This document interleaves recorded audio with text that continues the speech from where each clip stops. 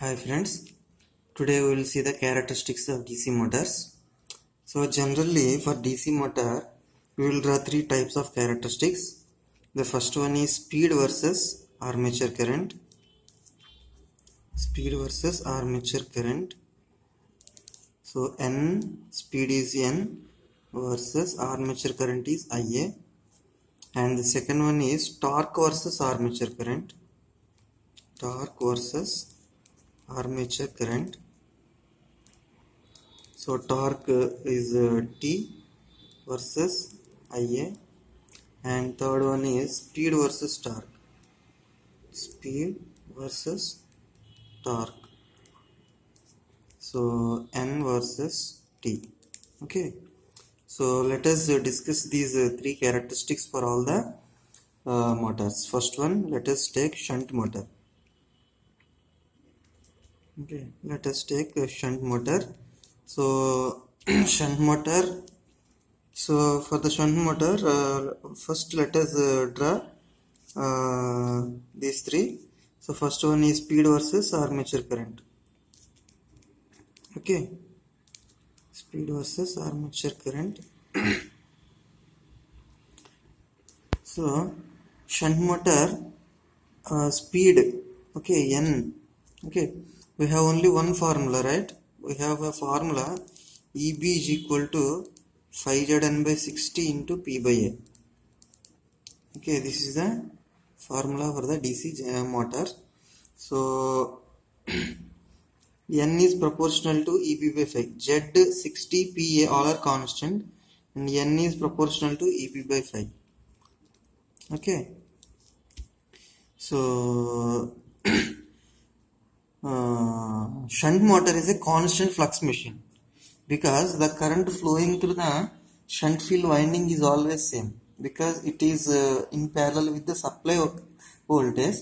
So the supply voltage is always constant. We are giving the supply that is constant. So the supply voltage is constant. Obviously the current flowing through the shunt field winding is constant. Okay. So this is the DC shunt motor. So this is the voltage is constant we are giving. So the current flowing the shunt field winding is also constant. So it will produce constant flux phi. So phi is constant in shunt motor. So N is proportional to EB only. Okay. So N is proportional to EB is nothing but V minus IA RA. Okay. So EB is nothing but V minus IA RA. So we are drawing the characteristics between N versus IA, right? Speed versus armature current. So when IA is 0, N is proportional to V. When IA is increasing, okay, so IRA drop will increase so that the total will decrease. So N is also will decrease. So let us say this is a at 0 voltage at 0 current some speed is there and you go on increasing the current, so it will drop little bit because this will drop. So N is proportional to this total, so this will drop, so N will also drop.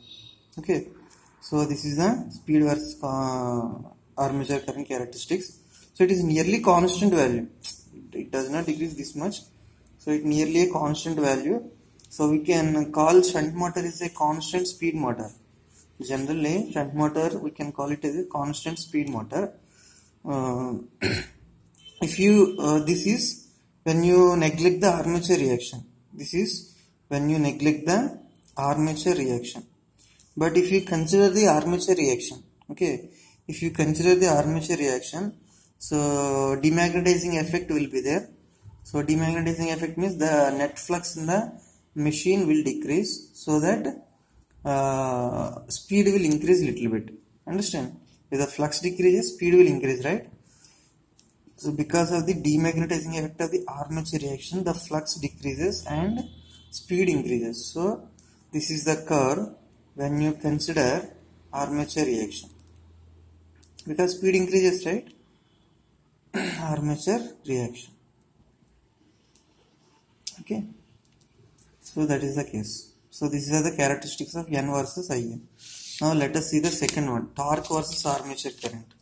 So we have a formula, T is equal to 0.159, okay, 5 into Ia into Z into number of conductors and P by A, Newton meters. This is the formula in DC motor for the torque, okay, armature torque. So in this it depends on phi and Ia.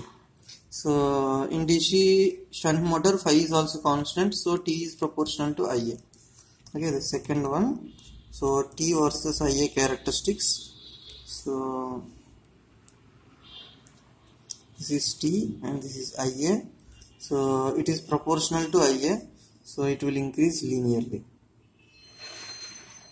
Okay, so this is the characteristics when you neglect the armature reaction. So if you consider the armature reaction, so flux will decrease. As the flux will decrease, torque will decrease. So I have already told you, because of the demagnetizing effect, the torque will be decreases in DC motor. So the curve will bend like this because of armature reaction. Understand? So next, third one, speed versus torque. That means N versus T. Okay. So this is N and this is T. Okay. So in DC shunt motor, T proportional to Ia.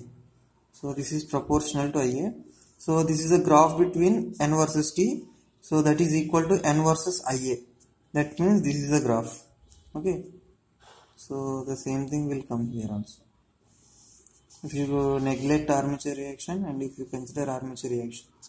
Okay. So for all the motors, whether it is shunt, series or compound motor, so the first one and the third one, the characteristics are same. Okay. So now let us see the characteristics for DC series motor. Okay, DC series motor. So first one, N versus Ia. Okay. Series motor, flux is not constant. So flux depends on Ia. If Ia increases, flux increases. So N is proportional to EB by phi. Okay, EB is V minus Ia into RA plus RSE divided by phi.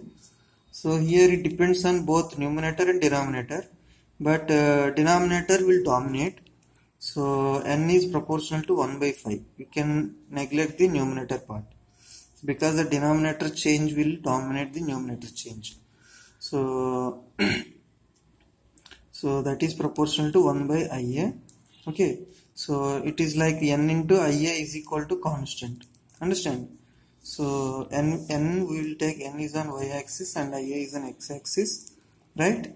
So N into Ia is constant. That means xy is constant. That is the equation of hyperbola. Okay. That is the equation of hyperbola. So hyperbola will be like this. Okay.